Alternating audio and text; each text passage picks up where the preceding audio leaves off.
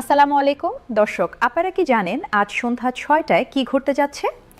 দেশে প্রায় ১৫ লাখ সরকারি চাকরিজীবীর জীবনে আসছে এক যুগান্তকারী পরিবর্তন। ১০ বছরের দীর্ঘ প্রতীক্ষার অবসান ঘটিয়ে আজ সন্ধ্যায় প্রকাশিত হতে যাচ্ছে নবম জাতীয় বেতন স্কেলের সরকারি গ্যাজেট। অর্থ উপদেষ্টা ডক্টর সালাহউদ্দিন আহমেদ সদ্য নিশ্চিত করেছেন এই ঐতিহাসিক ঘোষণার বিষয়টি।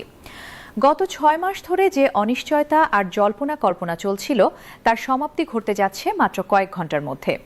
পে কমিশনের ২৫ জন সদস্যের নিরলস পরিশ্রমে প্রস্তুত হওয়া এই বেতন কাঠামো শুধুমাত্র একটি বেতন বৃদ্ধির ঘোষণা নয়, বরং এটি সরকারি কর্মচারীদের অর্থনৈতিক মুক্তির এক নতুন দলিল। অন্তর্বর্তীকালীন সরকারের প্রধান উপদেষ্টার বিশেষ নির্দেশনায় সকল প্রশাসনিক কাজ সম্পন্ন হয়ে গেছে। আজ সন্ধ্যা ৬টায় এই গ্যাজেট জনসম্মুখে উপস্থাপন করা হবে। এবারে নবম পে স্কেলে রয়েছে চমকপ্রদ কিছু পরিবর্তন। বিদ্যমান ২০টি গ্রেড থেকে কমিয়ে আনা হচ্ছে ১৪ গ্রেডে। এই নতুন কাঠামোতে প্রয়োগ করা হয়েছে ১:৪ অনুপাত পদ্ধতি, অর্থাৎ সর্বোচ্চ ও সর্বনিম্ন বেতনের ব্যবধান এখন থেকে হবে ১:৪ অনুপাতে। এই সিদ্ধান্তের মূল উদ্দেশ্য হল কর্মকর্তা এবং কর্মচারীদের মধ্যে বিদ্যমান আকাশচুম্বী বেতন বৈষম্য দূর করা। বিশেষত নিম্ন গ্রেডের কর্মচারীরা পাবেন উল্লেখযোগ্য হারে বেতন বৃদ্ধি। পে কমিশনের ভেতরের সূত্র জানাচ্ছে, প্রাথমিক পর্যায়ে এই অনুপাত নিয়ে কিছুটা মতবিরোধ থাকলেও ধাপে ধাপে আলোচনার মাধ্যমে সকল পক্ষ একমত হয়েছেন।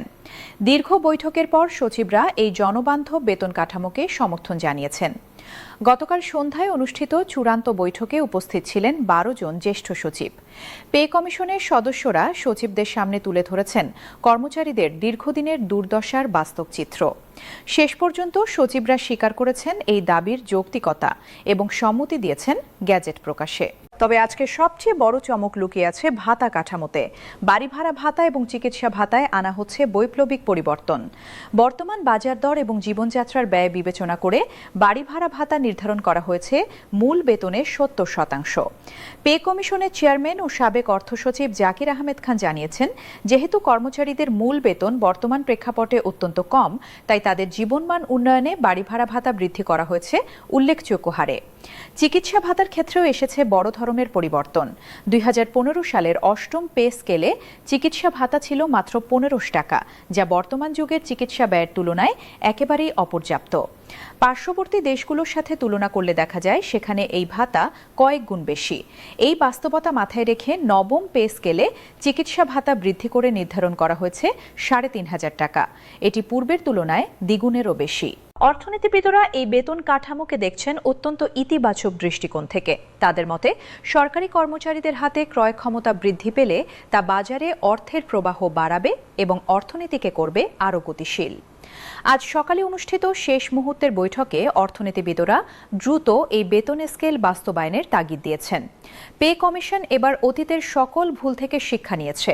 ২০১৫ সালে পে স্কেল বিশ্লেষণ করে দেখা গেছে, অনুপাত ভিত্তিক বেতন বৃদ্ধি না করায় কর্মচারীরা চরম বৈষম্যের শিকার হয়েছিলেন।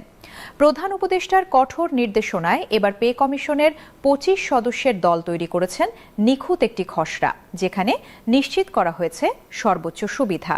নবম পে স্কেলের সুবিধা পাবেন শুধু মন্ত্রণালয়ের কর্মচারীরাই নন, দেশের সকল সেক্টরের সরকারি চাকরিজীবী, এমপিওভুক্ত শিক্ষক এবং স্বায়ত্তশাসিত প্রতিষ্ঠানের কর্মীরাও আসবেন এই বেতন স্কেলের আওতায়।